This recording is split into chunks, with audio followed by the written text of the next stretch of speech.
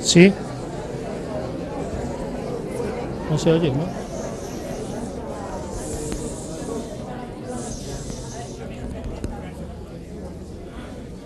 Sí, buenas tardes. Vamos a comenzar este segundo tema del curso que nos ocupa. Ya les recuerdo, creo que se lo recordaré también al final, pero ya les recuerdo que el día que viene, el jueves que viene, no hay. Es decir, que el curso que son 4 días, son los 2 primeros jueves y los 2 últimos jueves del mes. El día 16, por tanto, no tenemos curso. Como los que estuvieron aquí el otro día recuerdan, en la primera sesión intentamos abordar de una forma que fuese lo más comprensible posible y, por tanto, no entrando en demasiados detalles especializados, el tema de qué es y qué sabemos y, sobre todo, qué se está pretendiendo saber ahora del cerebro. Hoy vamos a entrar por un camino diametralmente opuesto. Hoy vamos a entrar por el camino de qué se sabe, qué se cree saber, qué se teoriza o qué se propone como explicación de lo que es la persona humana. Persona humana es una redundancia que además suena mal, porque no hay personas que no sean humanas, por mucho que haya mucha gente que se empeñe en lo contrario. Es decir, que no es una cuestión que esté totalmente resuelta, pero efectivamente tenemos que concluir, y lo veremos, que personas no hay más que personas humanas. Por tanto, al hablar de personas estamos hablando de esa especie a la cual pertenecemos todos, que tiene una evolución ya de muchos, casi de millones de años, y que ha llegado por un camino tortuoso y por un camino difícil a hacer lo que en este momento hace y a ser lo que en este momento es. ¿Recuerdan ustedes que estas observaciones se las hice al comienzo de la sesión del otro día? Les advertía lo que era la ciencia, cómo debíamos entenderla, lo que la ciencia comprende. Les decía ya que cuando un científico dice yo creo, está fuera de la ciencia. Hoy lo veremos con más claridad. Y también les advertía, o nos advertíamos todos, me advertía a mí mismo, si ustedes quieren que les diga la verdad, de que la neurociencia es una ciencia joven y como tal es una ciencia a veces osada en la precipitación de sus conclusiones en muchas ocasiones. A modo de conclusiones provisionales del resumen del otro día, se sabe bastante de la estructura en relación con las funciones sensoriales y motoras básicas. Recuerden ustedes aquello del homúnculo de Penfield, que el muñeco tan feo, que es como nosotros, que representa los espacios que ocupa cada parte de nuestro cuerpo en el cerebro. Y también les mencioné pues, que el habla, la capacidad motora de hablar, la capacidad sensitiva de entender el habla, algunos aspectos muy concretos, complejos como la escritura, la audición, la visión, que no son cosas fáciles, sí están relativamente identificadas en lo que sabemos del cerebro. Un salto más difícil es cuando pretendemos dar el salto entre estructura, función y conductas complejas. Aquí ya los resultados empiezan a ser mucho menos claros, y las atribuciones que hagamos hay que hacerlas con mucha más prudencia. Les dije también que el progreso de las técnicas de imagen ha hecho que ahí se pudiese trabajar con mejor. Lo que no es posible todavía, no sabemos si será posible alguna vez, es dar el salto que hay entre estructura cerebral, función cerebral y cognición, el pensamiento y la conciencia de sí. Ahí la neurociencia en este momento no tiene respuestas.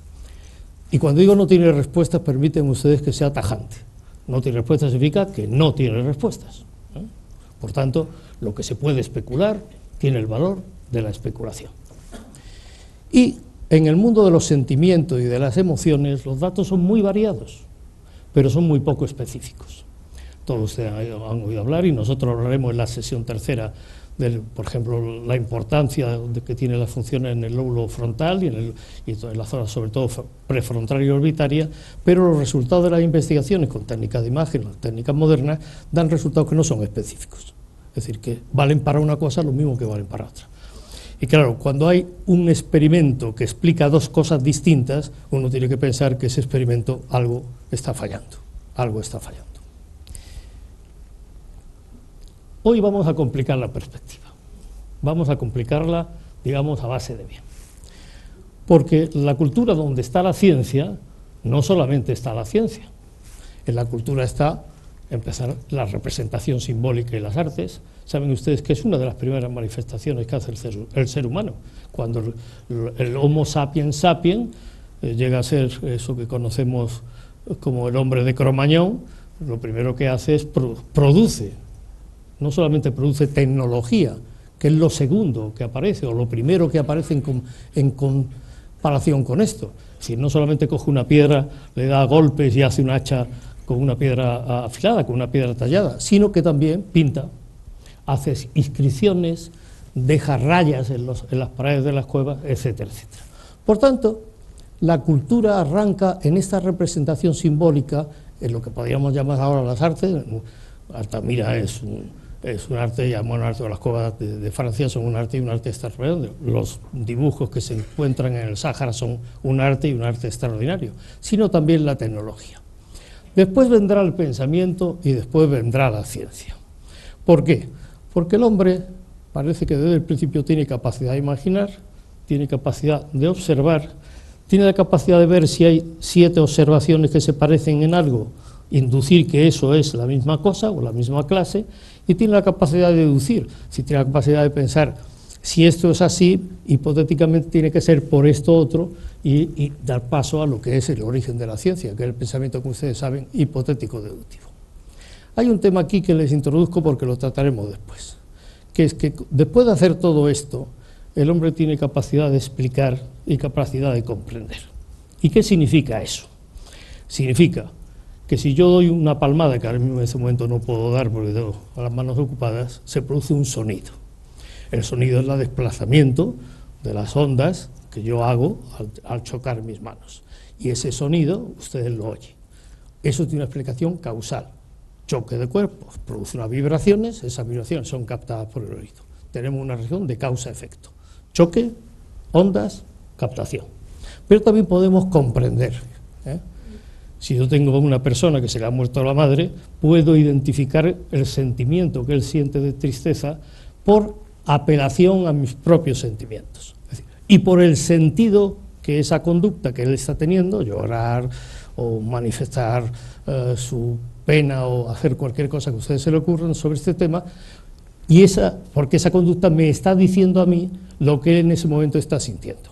Por tanto, explicar hace referencia a las relaciones de causalidad, de causa-efecto, y aquí se refugia la ciencia, como vimos el día pasado, y las relaciones de sentido, las cosas que tienen sentido, se refugian en el comprender. En cualquier caso, los productos del pensamiento son la imaginación, la ocurrencia, la opinión, el conocimiento y la creencia.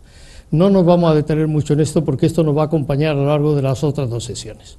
Pero piensen ustedes que ocurrencia, opinión y conocimiento no necesariamente están al mismo nivel.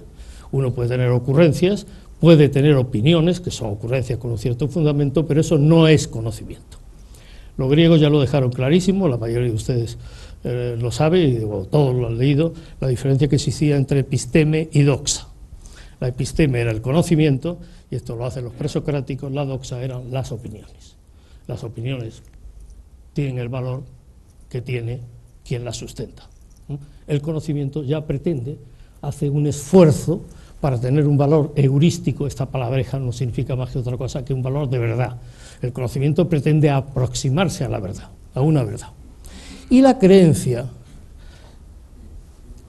que eso, insisto, nos aparecerá en la 3ª sesión con gran importancia, es algo que se coloca voluntariamente, pongan voluntariamente entre comillas, porque no es una acción de nadie en concreto, fuera del conocimiento. Las creencias no son ni ilógicas, ni alógicas, son simplemente lógicas, están por encima, más allá del conocimiento, y se instalen con el valor que eso supone en nuestra vida, en nuestras actuaciones, en nuestra forma de ser y en nuestra forma de constituirnos.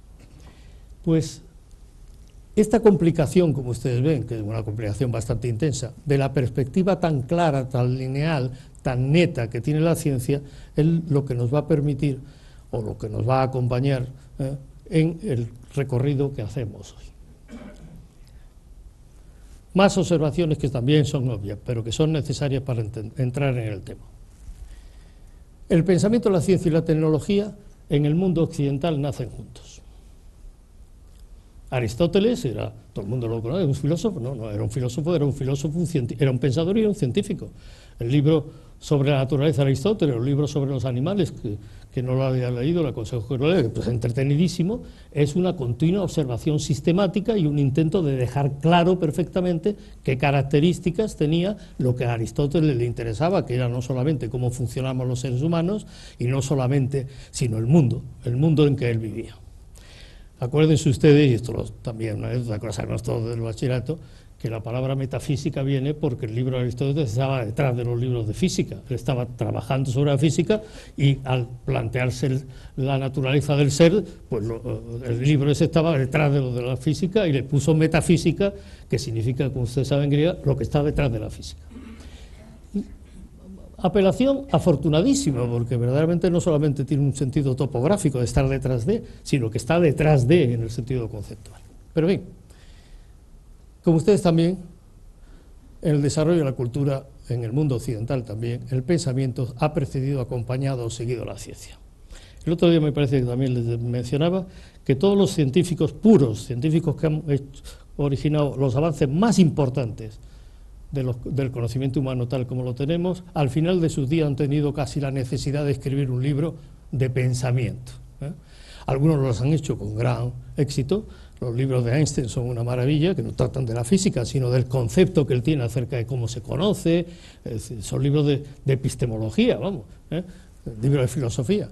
Y otros lo han hecho con menos fortuna. Y algunos han dicho unas tonterías verdaderamente incompatibles con la capacidad que han demostrado antes en sus auténticos campos. ¿Por qué? Porque no sabían de lo que estaban hablando. La ciencia se intentó emancipar con Galileo, ya lo saben ustedes. A finales del siglo XVII hizo un esfuerzo, empezó a hacer esfuerzo, y en el siglo XVIII se emancipó totalmente. La ciencia decidió que una cosa era ella, que era la que tenía el monopolio, y no estaba mal pensado, de la investigación de la realidad y de la verdad, y que el resto pues pertenecía, como les decía antes, al mundo de la especulación. El pensamiento, sin embargo, ha conservado sus reglas propias.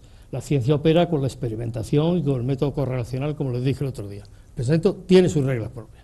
Y basa mucho más, esto sí me interesa destacarlo, el pensamiento, más que intentar establecer relaciones causales, que explicar las cosas, busca sobre todo entender las relaciones de sentido, es decir, comprender las cosas. Y por tanto, curiosamente, el pensamiento más puro, y esto se vio en el principio del siglo XX de una forma clara con todo el Círculo de Viena, el pensamiento más puro se aproxima a la matemática, en la medida que lo importante no es tanto el valor heurístico, el valor de verdad que tenga, sino la coherencia y la verosimilitud de sus proposiciones. Ustedes saben, por lo menos a mí me ha pasado hablando con matemáticos puros, que dicen que ellos no están intentando representar nada, sino que están intentando es que esas ecuaciones que desarrollan tengan en sí un valor de coherencia, es decir, que se justifiquen por sí mismas. Por tanto, volvemos a que el problema básico en todo está en el valor heurístico de las proposiciones que el pensamiento se hace. Y dejemos ya las observaciones, las cuestiones generales y las, los caveat, como se dice ahora, que les quería hacer. Y solamente voy a mencionarles 3 frases de 3 autores que a mí me merecen mucho respeto intelectual. La primera de Rush, que es un biólogo que en 1973 dice algo que ahora parece una tontería, pero que entonces tenía su importancia, que dice: la biología, es decir, todo lo que hace referencia a los seres vivos, que es donde vamos nosotros a desembocar, tiene un carácter irreductiblemente histórico. Es decir, por tanto, toda concepción biológica, toda investigación biológica, incluido por supuesto las investigaciones del cerebro, si se contempla en un corte transversal, en una foto fija, no representa la realidad.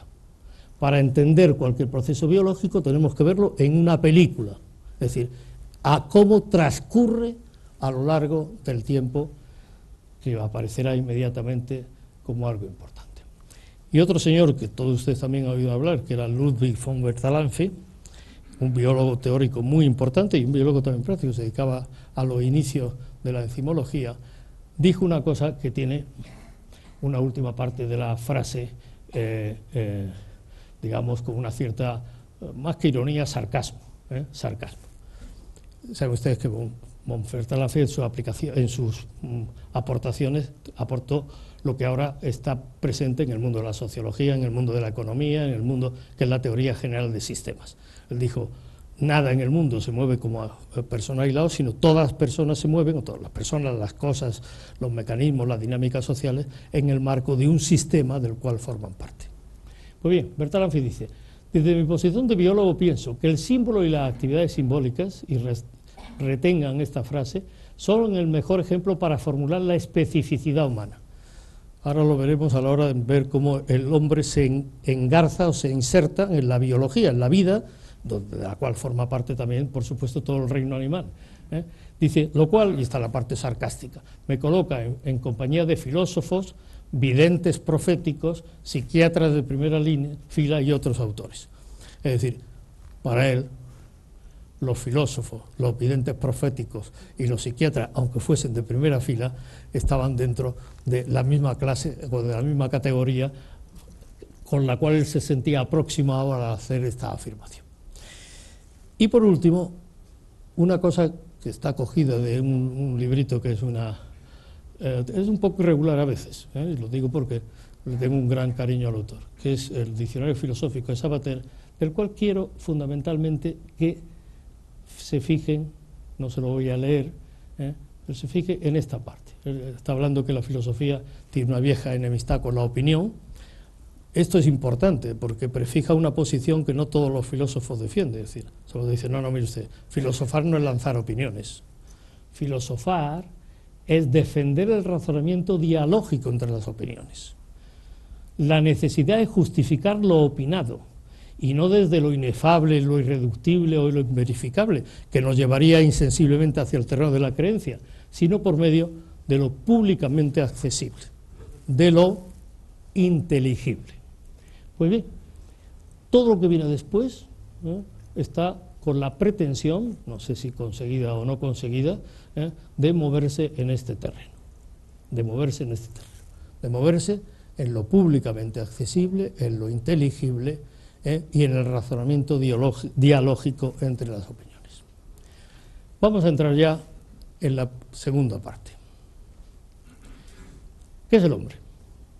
Esta es una pregunta que curiosamente la filosofía de una forma directa se la ha hecho muy poco. Hay muy pocos libros que se llamen ¿qué es el hombre? Hay algunos, habrá unos 10, 12 libros de autores consistentes, sino que está como perdida en el mundo de la producción filosófica.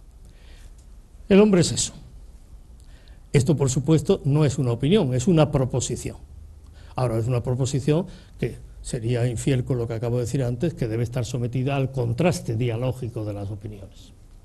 El hombre es un ser vivo, eso nadie lo puede dudar, que siente, tampoco lo podemos dudar, que conoce, tampoco lo podemos dudar, más o menos, conocemos más o menos, que piensa, también pensamos más o menos, y que habla. Hablar, hablamos, eso está claro. Pero además el hombre tiene una característica, que al mismo tiempo sabe que siente, sabe que piensa, sabe que conoce y sabe que habla. Es ese bucle que algunos han llamado conciencia reflexiva, a mí me parece un término pobre para expresar la riqueza de lo que eso significa. Es decir, que somos conscientes de que somos, de que actuamos, de que sabemos, de que pensamos, de que queremos o de que no queremos. ¿Y cómo lo insertamos a este ser tan raro en la vida? Porque eso es común a todos los seres vivos, en absoluto, no es común a todos los seres vivos. Los rasgos de la vida están muy claros. La vida exige organización, estructura y movimiento, no hace falta que lo discutamos. La vida en cualquiera de sus formas, incluso la vida vegetal o la vida microbiana, exige eso. Exige nacimiento y muerte. Atención, la vida exige un comienzo y un final. No hay nada vivo que se escape de esta ley. Por tanto, no hay nada vivo que no haya nacido y que no muera. Y la vida exige reproducción. La vida exige que los individuos se perpetúen. Y para eso inventa una forma de reproducción de lo más curiosas del mundo. Puede ser la reproducción porque se parta el bichito en dos y cada uno siga por su parte, hasta las complicaciones de la reproducción sexual y de la reproducción de los mamíferos, que es una cosa complicadísima, aunque es una cosa tan complicada como cercana a la experiencia de todos nosotros. Y las cosas que están cercanas a la experiencia de todos nosotros nos parecen fáciles y accesibles. No es así. Es decir, la naturaleza ha tenido que retorcer las cosas mucho para llegar a la reproducción que, por ejemplo, tenemos los seres humanos y que compartimos con los caballos, con los ciervos o con los perritos. Por consecuencia, hay dos rasgos fundantes, no fundamentales, es decir, que fundamentan la vida, que es la espacialidad y la temporalidad. No hay vida si no hay un espacio donde la vida se desarrolla, no hay vida si no hay un tiempo donde la vida se desarrolla. En la medida que el proceso evolutivo avanza sobre esta característica anterior, se producen tres hechos nuevos. Primero, que en las formas evolutivas más avanzadas, el ser vivo, animal he puesto ahí, pero podría haber puesto ser vivo, desarrolla una interacción con el medio, con el espacio que le rodea, y esa interacción le llamamos conducta. Es decir, ¿qué es la conducta? La interacción con el medio. Que con la aparición de la conducta, el medio ya no es un medio, y esto, comprendo que esto es un salto un poquito que a lo mejor hay que pensar un poco, pero fíjense ustedes, no es una cuestión puramente semántica de cambiar la palabrita, es que tiene un sentido distinto, porque el medio adquiere la categoría de ambiente. ¿Qué significa la categoría de ambiente? Que es un medio específico y significativo para el animal. Un oso polar, si ustedes lo cogen, un oso polar tiene un ambiente, por supuesto, pero cuando el oso polar vive en el Polo Norte, vive en su medio. Si usted coge el oso polar y lo deja en el desierto del Sáhara, el desierto del Sáhara no es su medio, no es su medio. La interacción que establece, para la cual está preparado con el ambiente, no es posible. Por tanto, el medio significa que de alguna manera,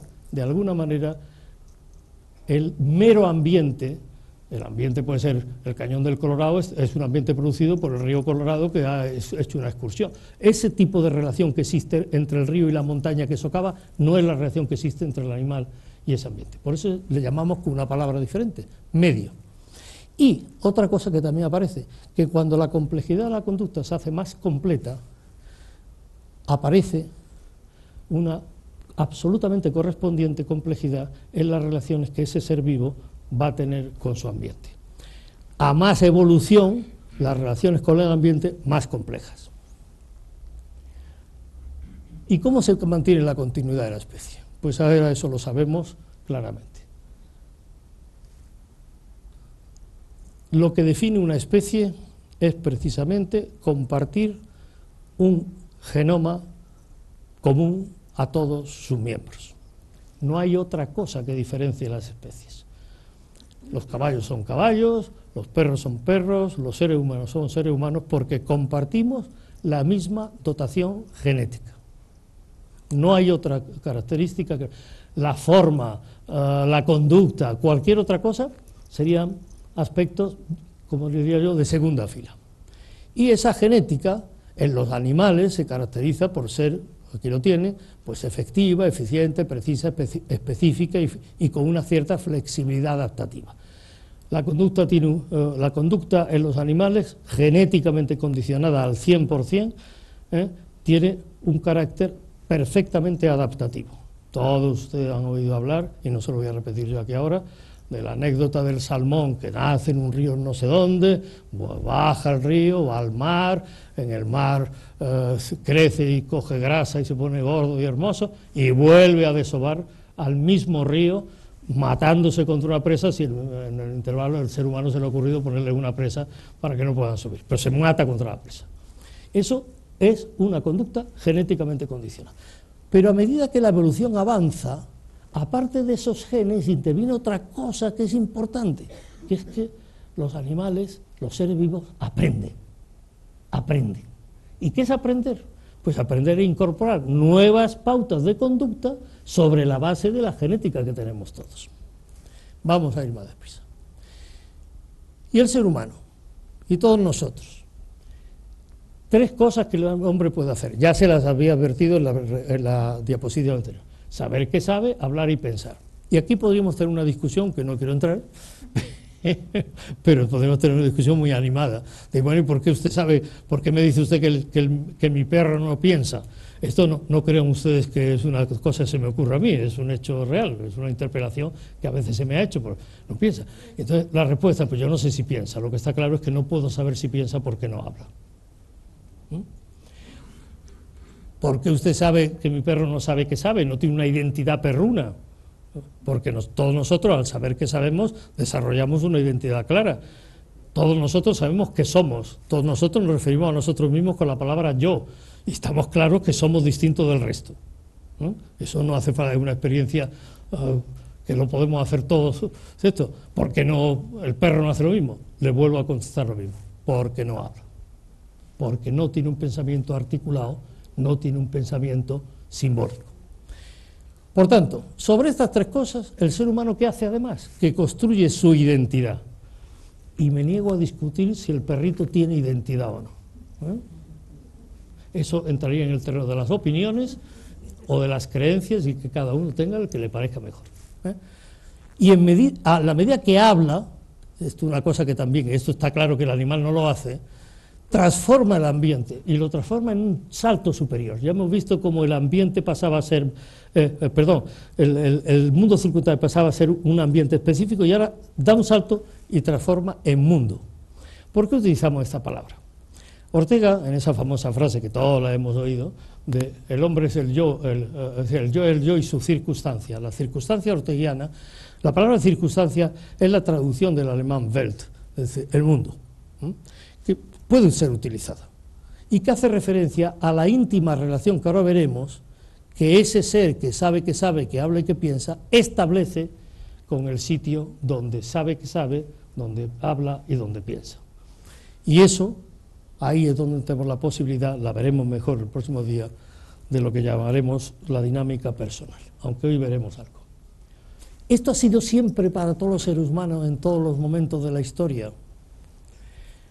Sí en las características radicales, sí en esas 3 cosas, para todos, desde los indígenas de Antofagasta hasta los esquimales, para todos, desde los chinos hasta los franceses. Pero evidentemente hay cosas que hacen que el mundo que ha creado ese hombre tenga características diferenciales en distintas zonas y en distintos momentos históricos. Evidentemente, el Extremo Oriente desarrolla un mundo muy rico y muy específico, el pensamiento hindú, que tiene muchas conexiones después con Grecia, desarrolla otro, el mundo bíblico desarrolla otro, Grecia desarrolla otro, Roma desarrolla otro, el mundo cristiano desarrolla otro, el mundo islámico, haciendo un melange creativo entre el mundo cristiano y el mundo hebreo, lo desarrolla también, y después todo esto confluye en las primeras acciones que homologan eso que ahora se llama de la globalización.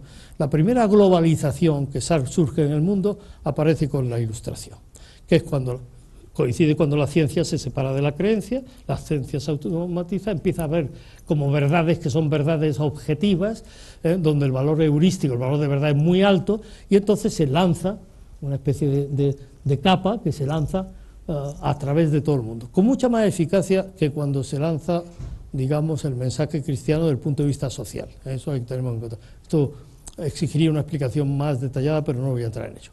Y después, la globalización ideológica se produce fundamentalmente en el siglo XX. En el siglo XX aparecen una serie de interpretaciones del mundo que son lanzadas al universo entero, a toda la Tierra, y que contaminan toda la Tierra, con adaptaciones más o menos peculiares, dependiendo de los sitios. Ahora, podemos decir, por tanto, que el mundo de todas las gentes que han habitado estos distintos ámbitos es igual? No. El mundo no. El mundo, en cuanto a construcción cultural donde el individuo se va a desarrollar, no es el mismo. Las características del ser humano siguen siendo las mismas. ¿Cómo podemos entender al ser humano? Pues tenemos que saber que hay dos caminos. Explicar cómo se produce el fenómeno humano. El día anterior estuvimos peleándonos con todos los esfuerzos que hace la neurociencia para explicar cómo funcionamos, porque eso es lo que hace la neurociencia, explicar cómo funciona nuestro cerebro, o comprender el por qué se produce el fenómeno humano, que es lo que ha hecho el pensamiento a lo largo de toda la historia. Toda la historia del pensamiento es un intento, desde los chinos, desde Confucio, desde los egipcios, ni que decir tiene en la extraordinaria explosión del siglo V a.C. en Grecia, etcétera, etcétera, pero todo es comprender el por qué se produce el ser humano. El ser humano, como todos los animales, pero con las peculiaridades que vamos a ver, es producto de la confluencia de dos fuerzas muy potentes. La genética, que tenemos como en cuanto somos seres vivos, y eso no nos podemos equivocar. Nuestra genética es la base, que nos proporciona la estructura física, incluida la estructura cerebral, y en definitiva la base de lo que somos, y el ambiente, que modula lo genético, lo hace expresarse. Acuérdense el esquema de Candel del otro día, que es un hallazgo absolutamente revolucionario y que es una vía que todavía estamos dando los primeros pasos, pero que probablemente una vía muy fructífera para acabar entendiendo todo esto desde una visión más integral, y ese ambiente que nos exige una adaptación constante. Esa interacción, vuelvo a repetirles, es lo que construye el mundo. ¿Podemos entendernos solo desde el cómo, desde la explicación? No, no podemos entendernos. Me dirán, bueno, pues llegará un momento en que la ciencia tal y haremos un ordenador súper no sé qué, y ahora, pues llegará el momento. Hoy no. Hoy no. Porque el papel del porqué, de la comprensión, hace que podamos entender o podemos avistar o podemos intuir un poquito, asomarnos un poco al hecho de que el ser humano es una historia. Acuérdense lo que decía nuestro amigo el biólogo de la primera diapositiva que les puse de citas. Es una historia, la historia de la conjunción en la dialéctica entre la herencia y el ambiente. Pero al mismo tiempo, y les introduzco un nuevo paso, esa historia no es una mera historia, es una narrativa autoelaborada. Y esto nos sorprende y a veces nos asusta. ¿Qué quiere decir esto? Tocaremos un poquito después, pero esto, insisto, lo vamos a ver, vamos a incidir mucho los días que vienen. El ser humano construye su propia historia. Esto no lo hace ningún otro animal. Y la construye para bien o para mal. Un concepto tan aparentemente lejano de todo pensamiento así como muy profundo, concepto tan cotidiano, es lo mismo que les decía respecto a la reproducción, las cosas que son muy cotidianas tendemos a pensar que son fáciles y están ahí, y no es cierto. Es la responsabilidad, ese concepto de la responsabilidad está basado en que nosotros somos productos de lo que nosotros hemos hecho de nosotros mismos. Y me dirán, no hombre, no, ahora no, pues hay las circunstancias, hay gente que tiene muchas dificultades, por supuesto. La confluencia entre la herencia y el ambiente, entre lo que recibimos y lo que nos van dando, o el espacio donde nos desarrollemos, tiene un factor modulador. Pero con esos materiales, una persona construye un tipo de historia, construye un tipo de narrativa, y otra construye una narrativa totalmente distinta. Totalmente distinta. ¿Quién construye esa historia? Pues le vuelvo a repetir. Fíjense en la segunda frase, o en la segunda línea. Es decir, el que construye la historia supone la emergencia, una emergencia muy lenta y pero muy consistente de la conciencia de sí mismo y de la construcción de una identidad que es irrepetible. Nuestra dotación genética individual es única. Incluso lo más que se aproxima son las dotaciones genéticas de lo que saben ustedes los gemelos univitelinos, que son esos gemelos que no proceden de dos óvulos, sino que proceden del mismo óvulo, con lo cual el reparto de los genes del padre y la madre se hace igual. Lo que es dudoso es que cuando esos gemelos univitelinos se ponen en marcha, nacen, incluso en el seno materno, la interacción con el ambiente no haga que el RNA mensajero, acuérdense de esa cosita, que se producía en el núcleo de la célula, no se exprese de forma diferente porque refieren o reciben estímulos diferentes. Y cuando van creciendo, el sentido de esos estímulos, la diferencia en el sentido de esos estímulos se hace todavía más grande. Por tanto, ni siquiera los gemelos univitelinos, que parten de una base teóricamente y prácticamente igual en su dotación genética, van a desarrollarse exactamente igual, exactamente igual. Y el papel del lenguaje como configurador del sí mismo y del mundo propio, y también, lo veremos también el día que viene, del mundo de los demás, de esto que vamos a llamar la alteridad, y por último, la aparición de la persona, que la definiremos ahora mismo. ¿Con qué equipaje venimos al mundo? Pues con las bases y las condiciones para el desarrollo normal del cerebro y de lo sensitivo y de lo motor. Con eso, no venimos con más. Recuerden que les dije que en el momento de nacer el cerebro pesaba 350 gramos y que 6 meses más tarde pesa 700 gramos. 6 meses más tarde, con el niño vivo ya fuera del claustro materno.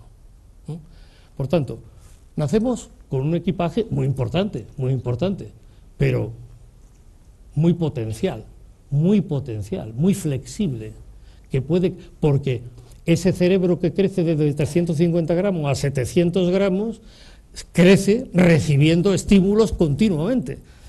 La cantidad de estímulos y la importancia de esos estímulos que recibe un niño del 0 a los 6 meses es tremenda y además tremendamente efectiva. También nacemos con las bases para un desarrollo normal de los procesos cognitivos. No es que nazcamos con la inteligencia se desarrolla hasta los 14 años y a partir de los 14 años los niveles intelectuales ya están ahí y lo que hacemos es que los perfeccionamos con el aprendizaje hasta que nos morimos. Nace con las bases. Por supuesto que muchas veces se pueden hacer con unas bases muy cortas. Si la naturaleza, saben ustedes, que es muy variable y es poco misericordiosa con los individuos, o se puede nacer con unas bases muy altas. Es decir, nacemos por tanto listos o tontos, si me permite la expresión poco académica. No se puede decir eso así, pero sí nacemos con un tope mínimo y un tope máximo. Y nacemos. Después ese tope mínimo y ese tope máximo lo podremos mejorar, parar, cambiar, favorecer o desfavorecer. No nos garantiza el resultado final, pero sí nacemos. Y tercero, nacemos con algo que también veremos, que es con las bases del estilo de funcionamiento afectivo. Esto ha tardado mucho en saberse, pero ahora se sabe, con eso que vamos a llamar temperamento. ¿Y qué me dirá? ¿Y eso del temperamento qué es? Pues miren ustedes, ser pasivo o ser activo, tener niveles de sensaciones altos o bajos, es decir, ser más curioso o ser menos curioso. Toda esa serie de cosas, que son los factores temperamentales, que los veremos, no se preocupen, ya vienen marcados desde el nacimiento por la disposición probablemente genética. Y se pueden identificar. La distinción que ha hecho la psiquiatría, entre temperamento y carácter, que define lo que se adquiere después y lo que se viene de fábrica, es una distinción muy importante. Y es bastante estable. Me dirán, ¿y el temperamento no se puede cambiar? Una persona que nace pasiva ya es pasiva toda su vida. Se puede cambiar dentro de ciertos límites, pero tendrá esa tentación.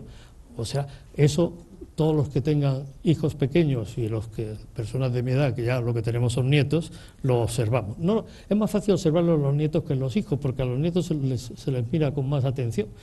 Entonces se ve que hay nietos que son hiperactivos y nietos que son más tranquilos, unos que son más curiosos y otros que son menos curiosos. No se preocupen, que esto lo veremos con detalle. Todo esto se materializa en una serie de hitos.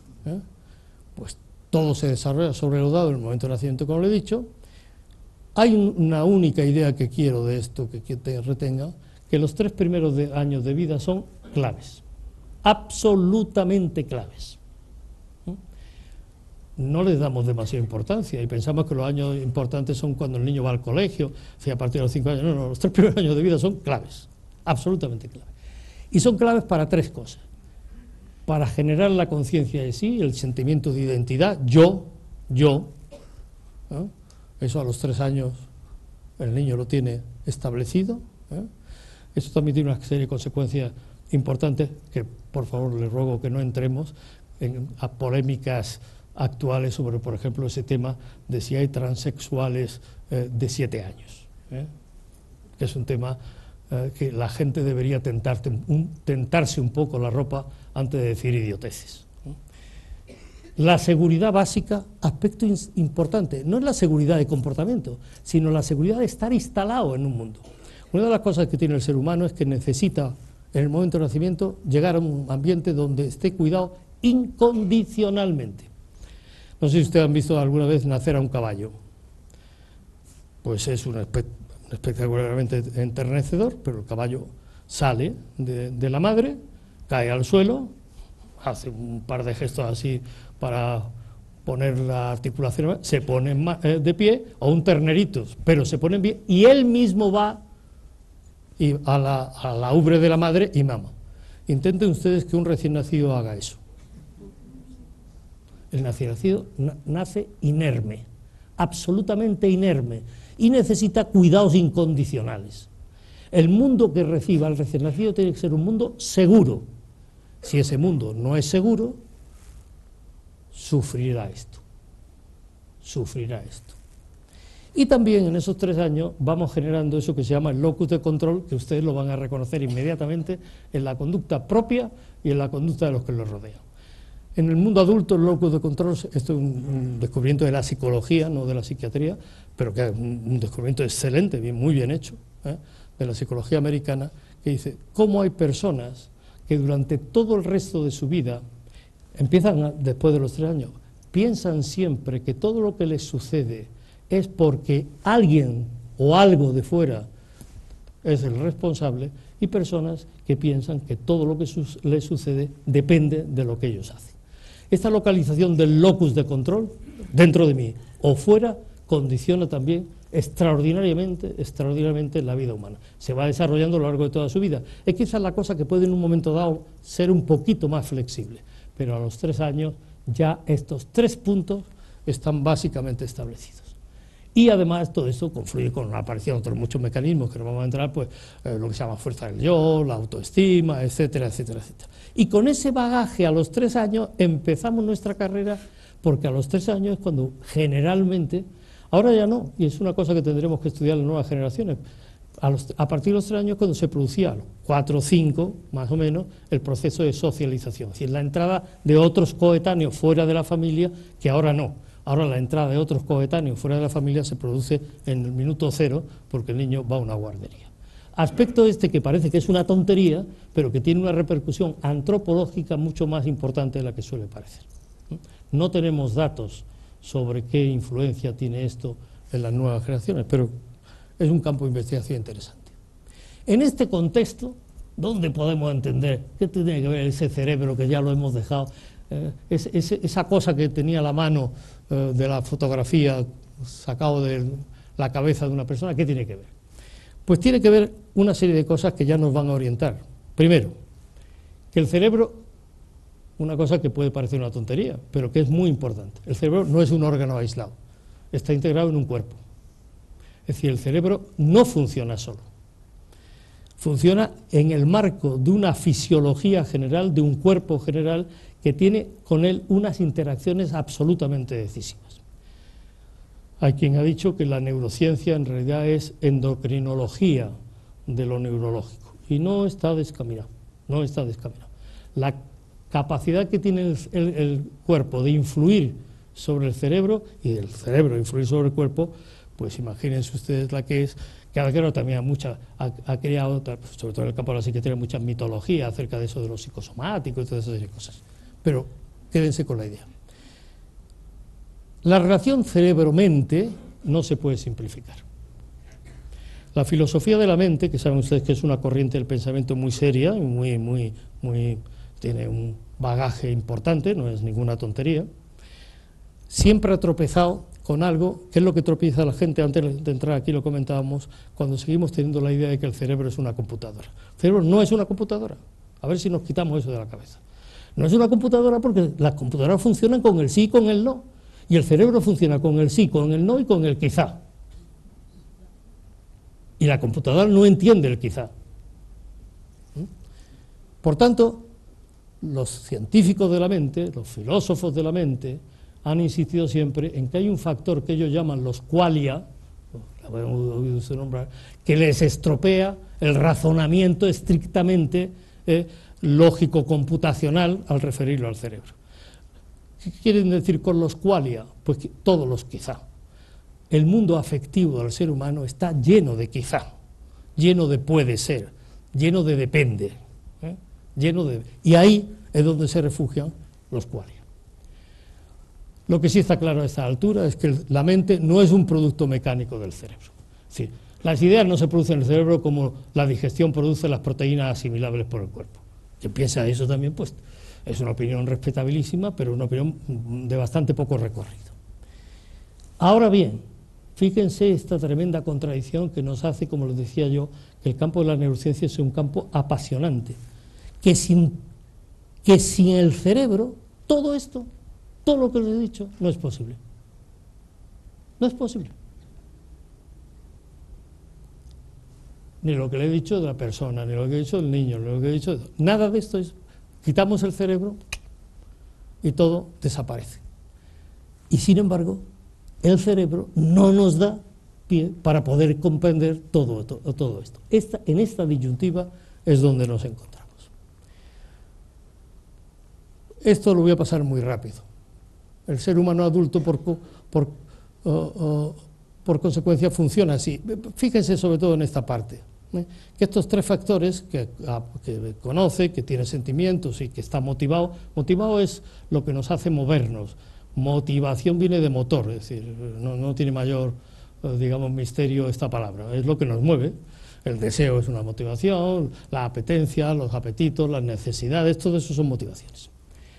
Lo que es importante es esta última parte, que estos tres factores son los que conducen un tema que también es un tema polémico. No sé, aquí no pretendo dejarles satisfechos con la respuesta, sino abrirles interrogantes. Todo esto produce la conducta intencional y voluntaria. Fíjense ustedes que digo, en el ser humano adulto achaco dos características trascendentales a esa conducta: intencional, es decir, sabe dónde va, y voluntaria, aparece porque queremos que aparezca. Y saben ustedes que el tema de la voluntariedad de la conducta es un tema también muy polémico. Porque la primera objeción que me adelanto, pero que seguro que iba a salir, es que uno de ustedes levantaría el dedo y diría, bueno, muy bien, ¿y de lo inconsciente qué pasa? Que los seres humanos somos conscientes y voluntarios de todo lo que hacemos, del por qué lo hacemos y cómo nos tomamos. Pues efectivamente no. Pero fíjense ustedes, lo inconsciente, sea lo que sea, y lo definamos como lo definamos, desde luego no como un depósito de cosas. Quítense esa idea también, que es una mala vulgarización de las aportaciones psicoanalíticas, que son más serias de lo que parece. No como un depósito de cosas donde está ahí lo no recordado, lo olvidado, lo reprimido. No es un depósito, no es un depósito. Lo inconsciente, es decir, toda aquella vida que no llega a nuestra acción voluntaria, ¿puede afectar a la neutralidad de la cognición? Por supuesto que sí. Por supuesto que sí. ¿Puede hacer que veamos las cosas de una forma que nos distorsione la realidad? Sin duda que sí. ¿Afecta a los sentimientos y emociones? Con menos duda todavía. ¿Puede condicionar la motivación? Lo que a mí me gusta o lo que a mí no me gusta, lo que a mí me repugna o lo que no me... Puede. Pero, atención a esto, que aquí está la proposición polémica: no actúa directamente sobre la conducta ejercida en circunstancias normales. Todo ser humano, cuando actúa, actúa porque quiere actuar. Esto, las discusiones más interesantes que he tenido en esto, las he tenido con los juristas. ¿Sabe usted que los juristas tienen un concepto del ser humano y de la voluntariedad basado en eso que ellos llaman el libre albedrío, que es una concepción, digamos, pues medieval, vamos, o postmedieval, todo más renacentista. Cuando yo mato a alguien, lo mato porque quiero matarlo. Otra cosa es que el juicio previo que yo haya hecho acerca de por qué quiero matarlo se ajuste o no se ajuste a la realidad. Hay momentos en circunstancias muy especiales, es decir, fuera de circunstancias normales, donde esta conducta ejercida puede estar muy viciada por una cognición muy distorsionada, por unos sentimientos y emociones muy distorsionadas, por una motivación muy distorsionada, sí. Pero en el momento que yo decido matar a alguien, decido matar a alguien.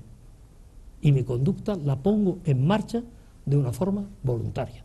Detrás tendremos todo esto, que es lo que hay detrás de ello. Y comprendo que esto, dicho como yo lo estoy diciendo, es un poco escandaloso. Si me permiten, les diré que lo digo escandalosamente porque me interesa que se note la discrepancia que existe esto respecto a esa especie de idea vaga y general de que los seres humanos estamos continuamente arrastrados por no se sabe qué. ¿Podemos estar arrastrados? Sin duda ninguna que sí. Sin duda ninguna que sí. Sin duda ninguna. Eso nos hace que no sepamos lo que hacemos en circunstancias excepcionales.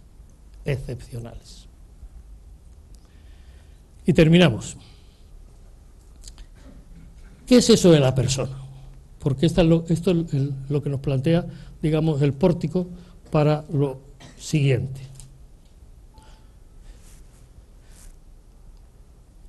Pues miren ustedes, la persona es un concepto que entra en el mundo hace 2017 años.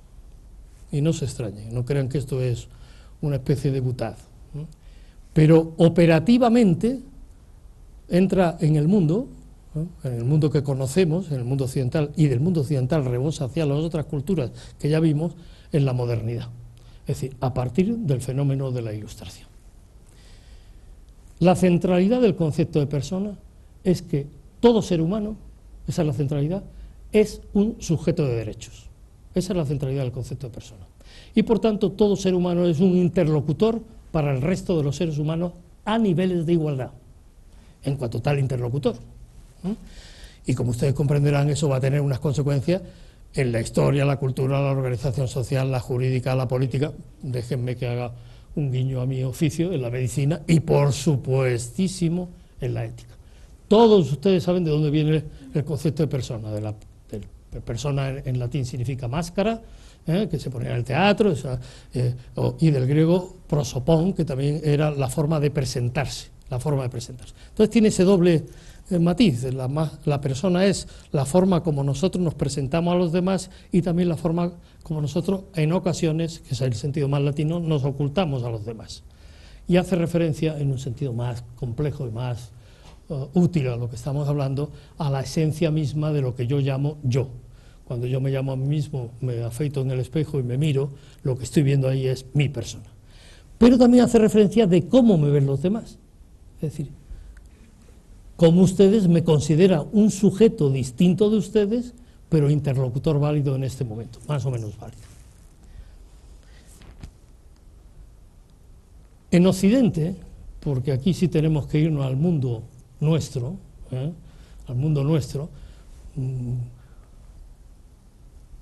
¿cómo se ha ido generando el concepto de persona? Pues se ha ido generando con cuatro aportaciones.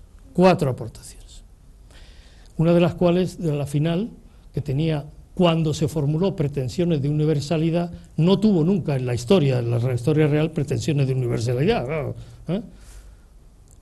El mundo griego se centraba fundamentalmente en el conocimiento de los demás, del mundo. El griego estaba volcado hacia el conocimiento del mundo, y lo conocía muy bien, y fíjense ustedes la cantidad de gente importante y pensadores. De Aristóteles seguimos viviendo, de Platón, desgraciadamente, todavía seguimos viviendo un poco, deberíamos seguir viviendo un poco menos, pero en fin, eso es otra discusión que no viene al caso. En el mundo hebreo, porque en el mundo griego, déjenme que termine la frase, el hombre, léanse ustedes a Homero, la Ilíada y la Odisea, una cosa que habría que leerla, pues yo creo que cada 3 años, porque además está muy bien escrita y es muy entretenida. El hombre es un juguete de los dioses. El hombre hace las cosas, pues depende de cómo el destino y el futuro, los dioses se lo marcan. Por eso no están tan interesados en saber cómo funcionan. Dan por supuesto que funcionan como funcionan. Sócrates es el único que intentó poner esto un poquitín en cuestión, y acuérdense ustedes cómo acabó el pobre, precisamente por esto, no por otra razón, porque pensaba que los dioses no tenían que tener o no tenían esa interferencia en la vida de los demás, en la vida de la gente y la vida como la gente se autoorganizaba. En el hebreo, el mundo hebreo está basado sobre la filiación divina. El mundo hebreo, las personas son las del pueblo elegido, y el pueblo elegido tiene una comunicación con Dios diaria. Para pelearse con él, para no hacerle caso, para hacer barbaridades, la Biblia el Antiguo Testamento, que ustedes lo leen, pues es una colección de cosas verdaderamente sobrecogedoras. El pueblo elegido, pues es un pueblo elegido uno lo lee aquello y dice, pues muy mal elegido, pues son una panda de gente un poco curiosa. Pero en cualquier caso son hijos de. La filiación divina está clara. El mundo romano introduce un elemento clarísimo. La persona es el ser que está sometido a la ley. Punto. Punto. Y por eso divide el mundo en dos: ciudadanos romanos y bárbaros. Ciudadanos romanos son personas, bárbaros no son personas. Punto y final. La primera vez que se dice que el ser humano es persona, constitutivamente persona, lo dice el cristianismo, lo dice el Nuevo Testamento, lo dice los Evangelios, lo dice San Pablo. ¿Esta misión cala socialmente? No, en absoluto. Pasa un siglo, pasa otro siglo, pasa otro siglo. El hecho es que la esclavitud, por ejemplo, persiste, que es la mejor diferenciación del asunto. Y curiosamente esto revierte, no desde el punto de vista de una posición de creencia, sino una posición de análisis distinto de la realidad, con la Ilustración y con la Declaración de los Derechos del Hombre, que se producen, que son los actos fundantes de la modernidad. Por eso ven ustedes que el tema de la persona, porque esto estamos introduciéndolo, esto no lo agotamos hoy aquí, tiene una historia curiosa por lo menos. Y tiene una historia curiosa porque hay dos ideas distintas, que tampoco vamos a entrar, pero esto sí me interesa que se queden con ello porque va a ser un motivo de análisis posterior. Hay una idea sustancialista de persona. Somos personas en cuanto seres humanos. Esa es la idea cristiana. No hay discusión. Por tanto, la naturaleza personal es invariable y es eterna de cualquier ser humano. Y eso es el fundamento de los derechos de la persona. Eso es lo que dijo el Evangelio, San Pablo y los Ilustrados, aunque el Evangelio de San Pablo y los Ilustrados aparentemente no estaban exactamente en la misma sintonía, no estaban en el mismo nivel de sintonía. Pero sin embargo hay también una idea funcionalista de persona, que dice, se es persona en tanto se funciona como persona. Y esto puede parecer muy sensato. Dice, bueno, vamos a ver, ¿es persona una persona que tiene un individuo, un hombre, una mujer, que desgraciadamente ha llegado un momento en que pues tiene un Alzheimer y ha perdido todas las características, no sabe, no conoce, está convertido en un vegetal? ¿Es persona? Esa es la pregunta.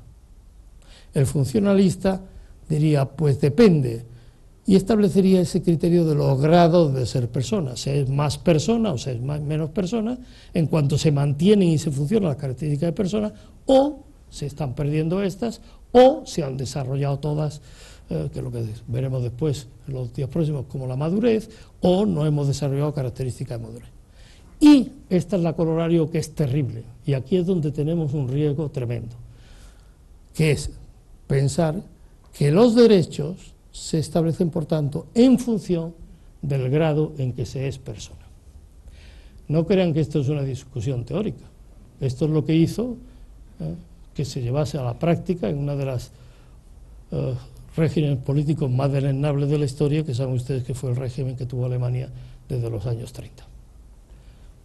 Se clasificó a la gente en gente que merecía vivir, porque era persona, gente que no merecía vivir, incluso se clasificó a grandes masas de la población como no personas, los Untermenschen, que ustedes saben.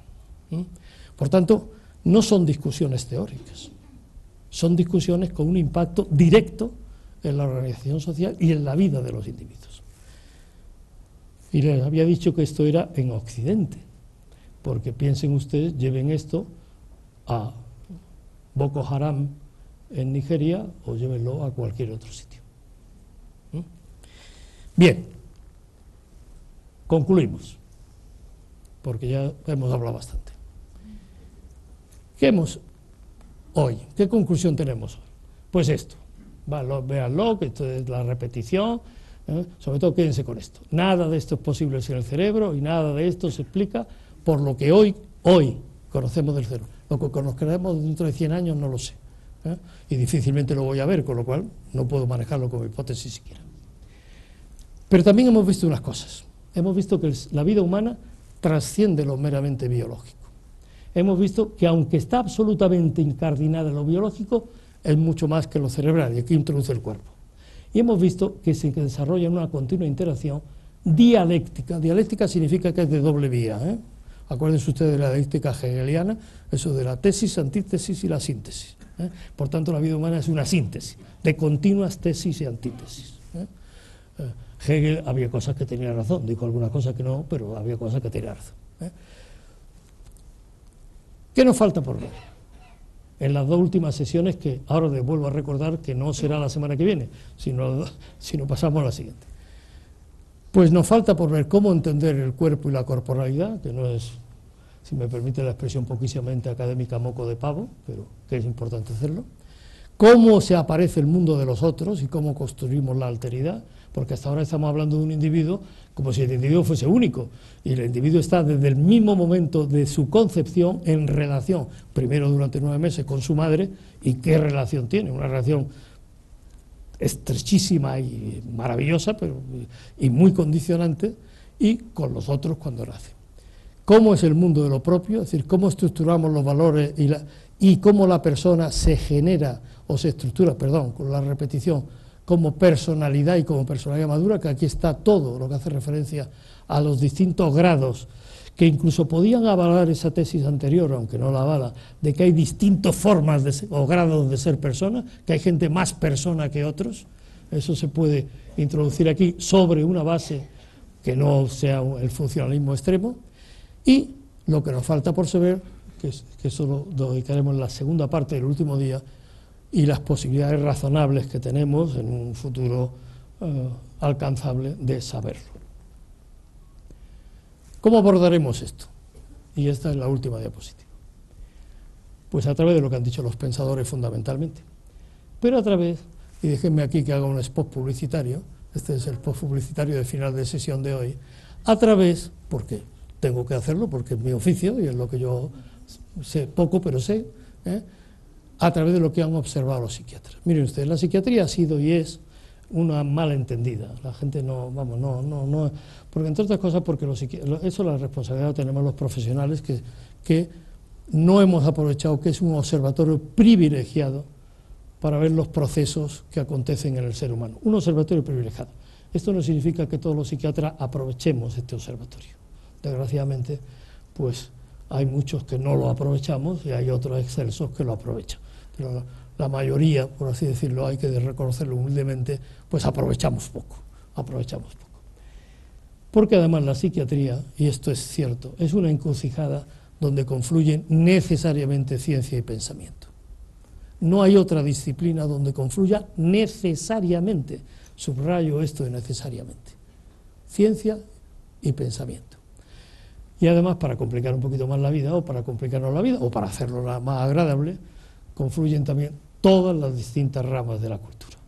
Por tanto, nos encontramos en esa encrucijada donde, insisto, muchos andamos por ella con los ojos tapados, y es una pena, y unos pocos, que nos enorgullecen y nos calientan un poquito el corazón, se quitan la venda e intentan ver en este maraña de confluencias algo que se aproxime a entender lo que el ser humano es.